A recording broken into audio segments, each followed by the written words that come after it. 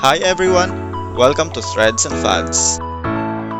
I'm on a mission to promote upcycling, and this sewing machine is my tool of choice. Let's go! In this video, I'm gonna show you how to make potholder out of used clothing and fabric scraps.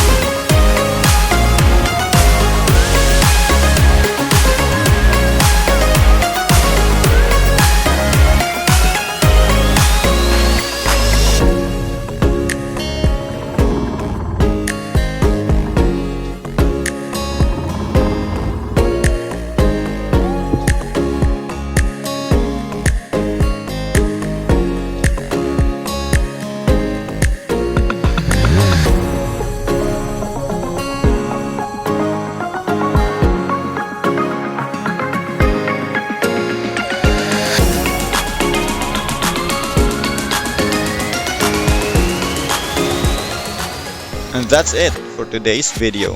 If you love this, hit like and subscribe. See you in the next one.